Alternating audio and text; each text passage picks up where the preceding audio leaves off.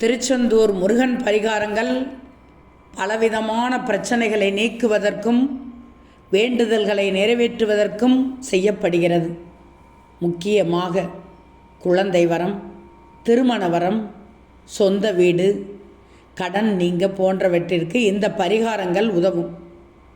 கந்த சஷ்டி விரதம் இருப்பது, பௌர்ணமி குரு நாட்களில் வழிபடுவது, மடிப்பிச்சை வேண்டுவது, வெற்றிலை பரிகாரம், தாமரை மாலை அணிவிப்பது, கடலோர மணல் வழிபாடு இவையெல்லாம் செய்யலாம்.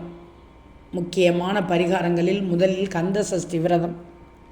குழந்தை வரம் வேண்டுபவர்கள் கந்த சஷ்டி விரதம் இருந்து முருகனை வழிபடுவது பலன் தரும்.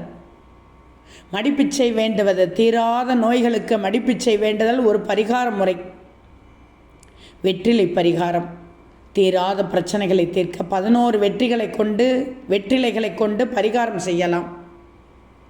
பௌர்ணமியிலும் குரு நாட்களிலும் எப்படி வழிபாடு செய்யலாம் என்று தெரியுமா? சித்தர்கள் பின்பற்றிய வழிமுறைப்படி பௌர்ணமி அல்லது குரு நாட்களில் திருச்செந்தூர் முருகனை வழிபடுவது சிறப்பு. சொந்த வீடு கனவு நனவாக தாமரை மாலை சாற்ற வேண்டும்.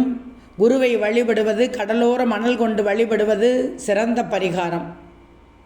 நேரடியாக கோவிலுக்கு செல்வதற்கு முன் கோவிலை புனரமைத்த மூவர் சமாதிக்கு சென்று வணங்குவது அவசியம்.